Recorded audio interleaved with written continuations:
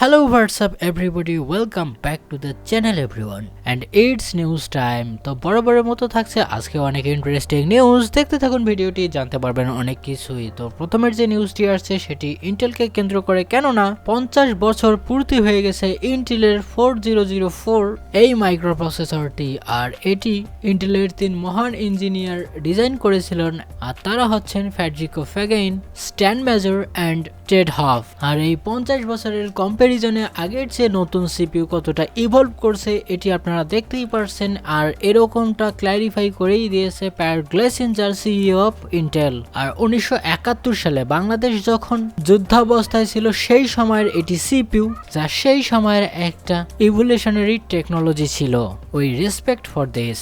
Speaking about Intel, অবশ্যই বলতে হবে তাদের Core i7 12700H যে মোবাইল বা ল্যাপটপ সিপিইউগুলো হবে আপার মিড রেঞ্জ ক্যাটাগরি, এগুলো ক্লিয়ারলি বিট করে দিয়েছে রাইজেনের বেস্ট পসিবল ল্যাপটপ প্রসেসরকেও। আর এটি কোনটা করেছে? Core i7 এর মতো সিপিইউ। আর যদি আমি কথা বলি Core i9 এর, তো সেখানে অলমোস্ট 25% পারফরমেন্স জাম্প করতে পেরেছে ইন্টেল, এটি আসলে হিউজ।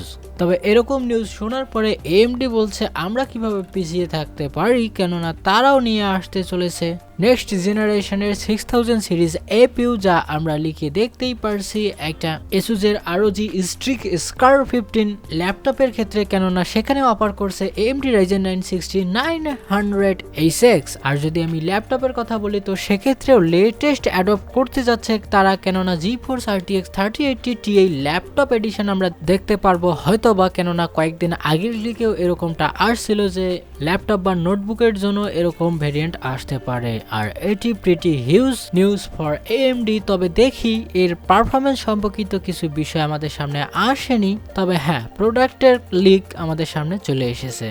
যেহেতু কথা চলছে আপকামিং গ্রাফিক্স কার্ডের, অবশ্যই বলতে হবে GeForce RTX 60 এর নতুন ভেরিয়েন্ট, যেটা অনেক বড় 12GB GDDR6 এর সাথে আসতে পারে। আর এটি অলরেডি লিস্টেড হয়ে গেছে EEC তে। আর তাছাড়াও এটি গিগাবাইটও ইনডাইরেক্টলি কনফার্ম করেই দিয়েছে যে নতুন নতুন ভেরিয়েন্ট আমাদের কাছে আসতে পারে। ডাই এবং মেমোরির কথা বলছি না, আসলে তাদের সিরিজগুলো। আর তাছাড়াও এটি প্রবাবলি কেনা যাবে $400 আশপাশ। তবে এগেইন এটি কতখানি অ্যাভেলেবিলিটি থাকবে সেটি নিয়ে এখনো সন্দেহ আছে।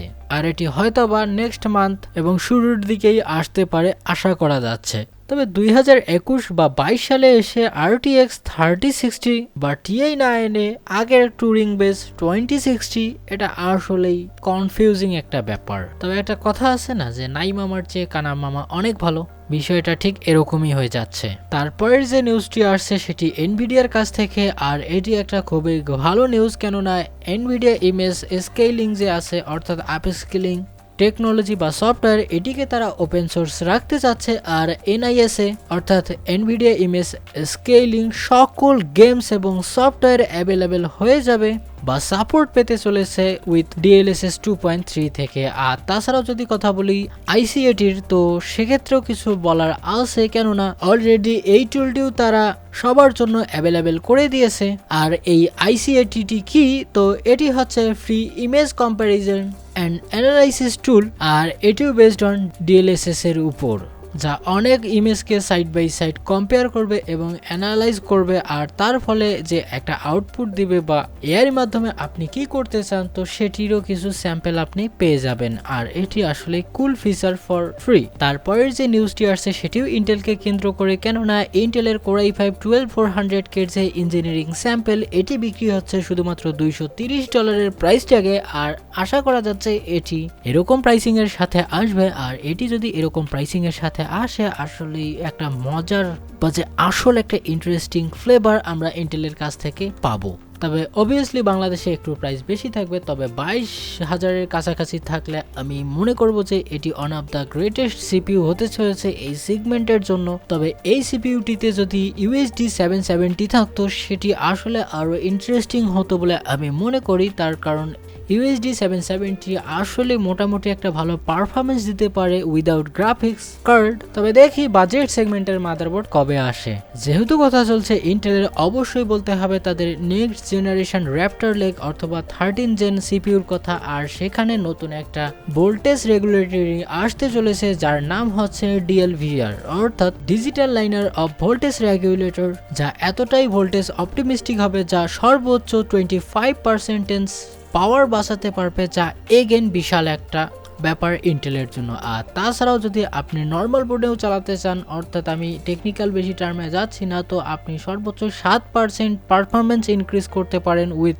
21% লোয়ার ভোল্টেজের থেকে। আর এটি আপনারা দেখতেই পারছেন যে র্যাপটর লেকের জন্য নতুন পাওয়ার ডেলিভারি আসতে চলেছে যা DLVR নামেই পরিচিত হবে। আর থ্যাঙ্কস টু আন্ডারফক্স, কেননা তারাই এটি আমাদের সামনে তুলে ধরেছে। আর হ্যাঁ, এখানে যে পাওয়ার ডেলিভারির সিস্টেমটা দেখতেছি, অর্থাৎ এটি নেক্সট জেনারেশন স্ট্যান্ডার্ড হতে চলেছে ইন্টেলের পাওয়ার ডেলিভারির ক্ষেত্রে। বাই দ্য ওয়ে, ইন্টেলের আরও কিছু সিপিইউ লিক হয়েছে, অর্থাৎ 12 জেন যে নন কে ভেরিয়েন্ট সিপিইউগুলো আছে এইগুলো অলরেডি ডেলের লিক স্পট থেকে আমরা দেখতেই পারছি, যা অলমোস্ট আগের সিস্টেমেই ছিল, অর্থাৎ নন কে বা কে এফ ভেরিয়েন্টের মতোই হয়, তবে এর পাওয়ার এবং হাই পারফরমেন্স লিমিট লক করা থাকে। তবে শুধু তাই না, এখানে কোরাই 3 12100 যে সিপিইউটি আছে এটির ওপরেও আমি অনেক ইন্টারেস্ট রাখছি, কেননা এটি 4.1 GHz পর্যন্ত চলে যেতে পারে উইথ UHD 730 সাথে। তাই একটা কথাই বলবো, আমরা আশাবাদী। তারপরের যে নিউজটি আসছে সেটি ওয়েস্টার্ন ডিজিটালের কাছ থেকে। আর তারা টিভির অপটিন অ্যান্ড HDD মার্কেটে অ্যাভেলেবেল করে দিয়েছে শুধুমাত্র $680 এবং তারা ক্লেম করছে এটিতে যে i90 আছে এটি UFS বেস। তবে আমার প্রশ্ন হচ্ছে, এই যে প্রাইসিংটা যে করেছে, কার বুদ্ধি শুনে এরকমটা করেছে, যা আমরা যদি আগের বারের তুলনায় দেখি তো এটি অনেক এক্সপেন্সিভ। তারপরের যে নিউজটি আসছে সেটি IBM এর কাছ থেকে। আর তারা অ্যানাউন্স করে দিয়েছে 127 কিউবিটের ইগল কোয়ান্টাম প্রসেসর, যা কোয়ান্টাম প্রসেসিং এর জন্যই কাজে লাগবে। আর এটি ডাইরেক্ট অ্যাডভান্টেজ উঠাবে 2023 সালের মধ্যে। তবে এই বিটটি আসলেই ইনক্রেডিবল এবং টোটালি ইনসেন বলা যেতে পারে, কেননা 20 সালে ইন্ট্রোডিউস হয়েছে 27 কিউবিটের, আর এবার ডিরেক্টলি 127। তারপরের যে নিউজটি আসছে সেটি ভেলভের কাছ থেকে। আর তারা রিভিল করে দিচ্ছে new Steam Deck hardware detail. আর এটিতে থাকছে AMD Zen 2 SoC, আর তার সাথে থাকবে RDNA 2 টেক, এবং তারা এটিকে বলছে ফুললি নিউ, কিন্তু 2-3 মাস আগ থেকেই লাইনাসের কাছে এই জিনিসটি পড়ে আছে। তারপরের যে নিউজটি আসছে সেটি গিগাবাইটের কাছ থেকে। আর তারা বলছে অরাস ফ্ল্যাগশিপ যে মাদারবোর্ড হয়ে থাকে তাদের টপ অফ দ্য লাইন, অর্থাৎ G690 এক্সট্রিম ওয়াটারফলস এডিশন, যা আপনাকে very very cool looking feel দিয়ে দিবে। তাছাড়াও টপ অফ দ্য স্পেক তারা অফার করছে। আর যদি কথা বলি আইওর, তো সেখানে এমন কোনো জিনিস নেই যে পাচ্ছেন না, অর্থাৎ কি নেই এতে। আর তাছাড়াও তারা বক্সের গায়ে লিখে দিচ্ছে পিসি এক্সপ্রেস Gen 5 DDR5 সাপোর্ট করি আমরা। তো এর জন্য তো আপনাকে একটু হলেও পয়সা খরচ করতে হবে। কে যেন বলে গেছিল যে যার মান একটু ভালো তার দাম তো একটু বেশি হবেই। আর এই কারণেই আপনাদেরকে গিগাবাইট বেশি চার্জ করবে না according to this Australian retailer. তো তারা বলছে যে শুধুমাত্র $2200 দিলে আমরা একটা মাদারবোর্ড আপনাদেরকে দিয়ে দেব, শুধুমাত্র 2200। আর অস্ট্রেলিয়ায় যেহেতু এটা পাওয়া গেছে, তো অস্ট্রেলিয়ান ডলারে এটি শুধুমাত্র $3000। বাহ, বেশ ভালো না? তবে আমার মনে হচ্ছে কি জানেন, এই প্যাকেট যদি আমি মাদারবোর্ডের বেশি, তো সেক্ষেত্রে আমার একটা বাজেট সেগমেন্টের মাদারবোর্ড চলে আসবে। আমার তো মনে হচ্ছে এরকমটাই, অলমোস্ট 2 লাখ টাকার মাদারবোর্ড, তাও আর মেইন স্ট্রিমে। Very good progress. Speaking about progress, অবশ্যই বলতে হবে আমাদের লাস্ট নিউজের কথা, যার জন্য আপনারা আসেন। আর এটি শকিং ফর দ্য সিপিইউ মার্কেটের জন্য, কেননা রেপটোরিয়াম নামে ক্রিপ্টোকারেন্সি আসছে যা সিপিইউর উপর নির্ভর। আর এটি শুধুমাত্র টার্গেট করছে লেভেল 3 বা L3 ক্যাশকে। যার যত লেভেল 3 ক্যাশ বেশি, তার হাতেও বেশি বেশি ক্যাশ ধরিয়ে যাচ্ছে এই রেপটোরিয়াম নামে ক্রিপ্টোকারেন্সিটি। কেননা আপনার কাছে যদি একটা থেকে থাকে RYZEN 5950X, তো সেক্ষেত্রে আপনি ডেইলি $4 বা $4.5 পর্যন্ত আপনি আর্ন করতে পারেন। আর যদি থেকে থাকে RYZEN 5900X, সেক্ষেত্রেও আপনাকে ডিসঅ্যাপয়েন্ট করবে না, কারণ $3.7 আপনি ইনকাম করতে পারবেন, অর্থাৎ 320 টাকা থেকে 370 টাকা আপনি ইনকাম করতে পারবেন ডেইলি, শুধুমাত্র মাইনিং এর উপর। অর্থাৎ আপনি যদি একটা সিপি সিপিইউ কিনে থাকেন এবং মাইনিং করে থাকেন, আপনার কয়েকদিনের মধ্যে সিপিইউর টাকা উঠে যাবে, পরে আপনি ফ্রিও চালাতে পারেন। আর এটি এজন্যই হয়েছে কেননা level 3 cash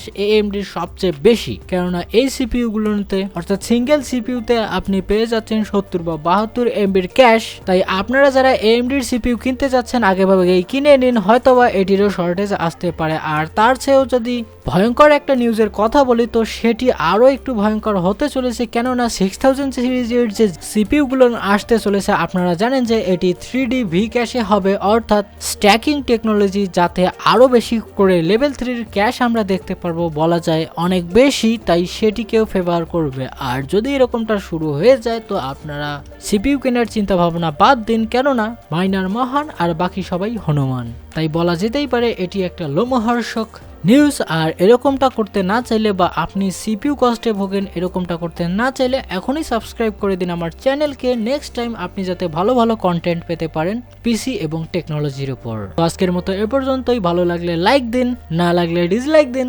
almost comment section সব সময় খালি থাকে, সেখানেও আপনারা যে কোনো কিছু অ্যাক্টিভিটিস করতে পারেন। তাছাড়াও এই যে সিপিইউ বা জিপিইউ বা সিলিকন শর্টেজের আরেকটা কারণ আপনারা আমার চ্যানেলে সাবস্ক্রাইব করছেন না, তো আগে ভাগেই সেটা করে ফেলুন। তো আজকের মতো এ পর্যন্তই। ভালো থাকবেন, বাই বাই।